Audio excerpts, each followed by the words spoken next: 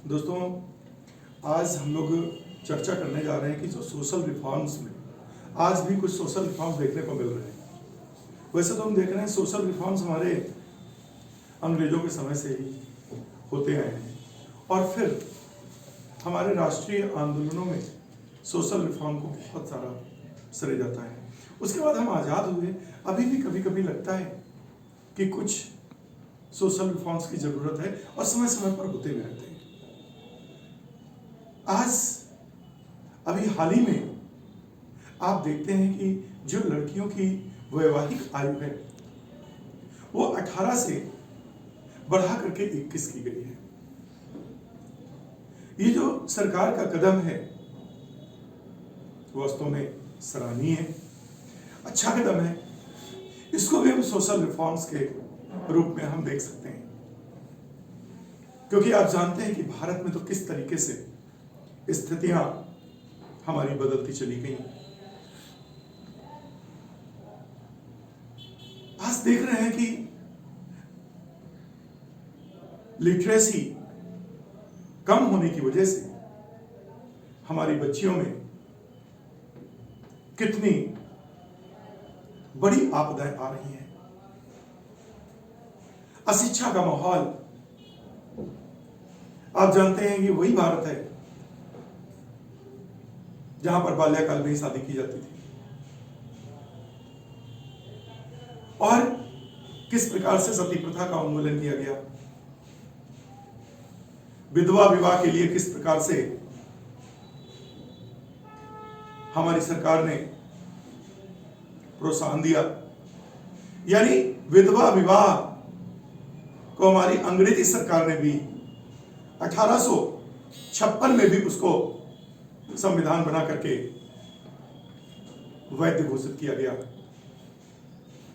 उसकी संतानों को वैध घोषित किया गया। हम देखते हैं सबसे पहले शिशु हत्या भी सोशल रिफॉर्म में अंग्रेजों के समय 1795 में बंगाल में की गई थी। शिशु हत्या पर बैन सबसे पहले, वो भी हम देख सकते हैं, ये भी सोशल रिफॉर्म से। उसके बाद नवप्रसूदा की हत्या को अवैध घोषित किया गया, ये 1808 में ये भी बंगाल में हुआ। और फिर आप देखते हैं विधवा विवाह 1856 में, उसको भी वैध घोषित किया गया, होने वाली संतान वैध घोषित की गई। फिर उसके बाद बाल विवाह निषेध किया गया,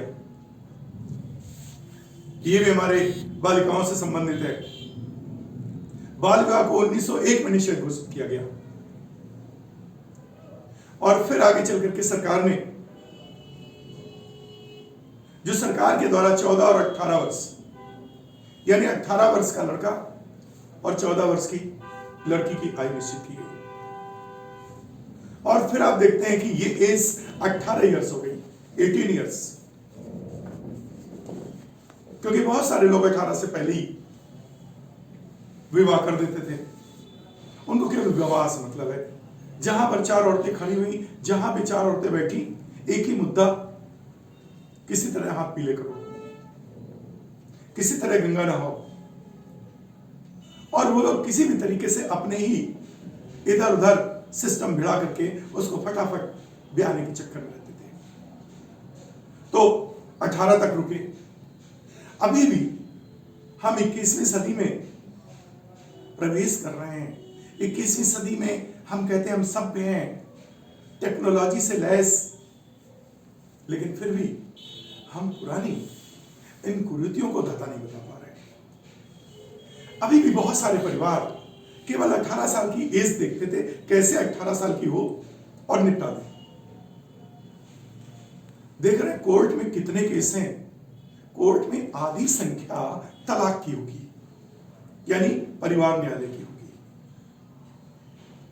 दूसरे बच्चे भी कुछ आलसी हैं, कुछ क्या बहुत आलसी हैं, पढ़ना लिखना नहीं है, तो माँ बाप सोचता है पढ़ना लिखना है नहीं, चलो इसकी किसी न किसी तरह शादी करो, निपटो।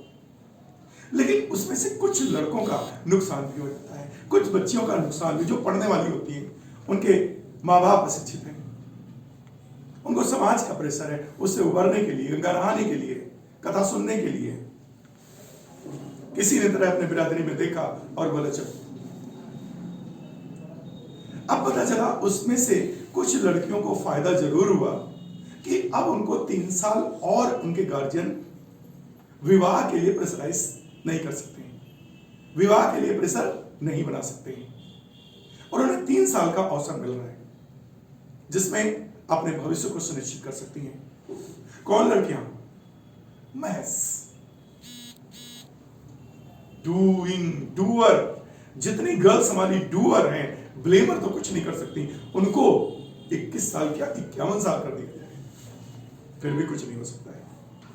लेकिन जो डूअर गर्ल है, ब्लेमर गर्ल के लिए जो एजुकेशन के लिए ब्लेम करना, एक्सक्यूज लेना, वो तो कभी कुछ कर ही नहीं सकते,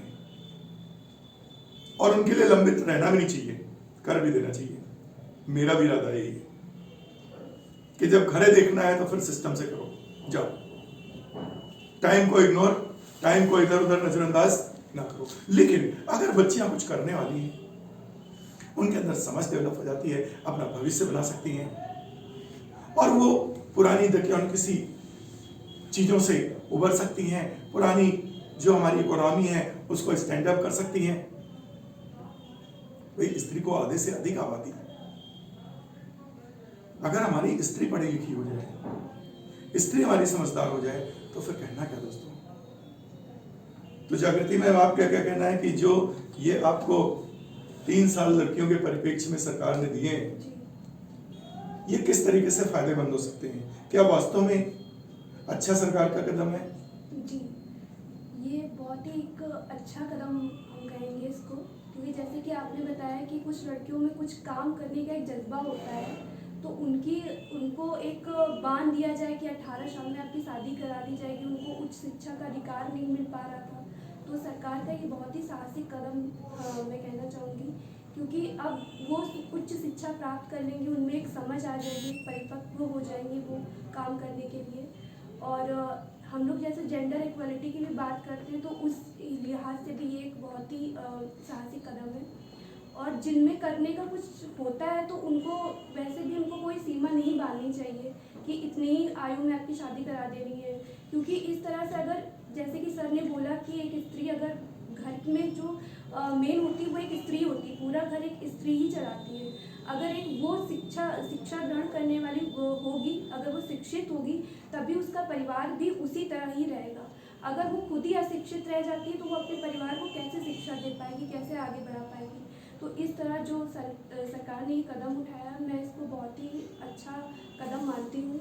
और मेरा मानना ये भी है कि जो लोग अभी भी ये काम कर रहे हैं कि अल्प आयु में ही लड़कियों की शादी करवा दे रहे हैं, उनके लिए भी सरकार को कड़ा रुख अपनाना चाहिए, ये भी मैं कहना चाहती हूँ। अभी जैसा कि जागृति मैम ने बताया, बिल्कुल सही है, इसके बड़े फायदे हैं। पहली बात तो ये है कि बहुत सारी लड़कियां होने वाले शोषण से बचेंगी। दूसरी चीज, हमारे घर की शैक्षणिक और सांस्कृतिक माहौल बदलेगा। दूसरी चीज ये, लिंगानुपात में फर्क आएगा। तीसरी ये, हमारी जो जनसंख्या बढ़ रही है उसमें से काफी सुधार आएगा।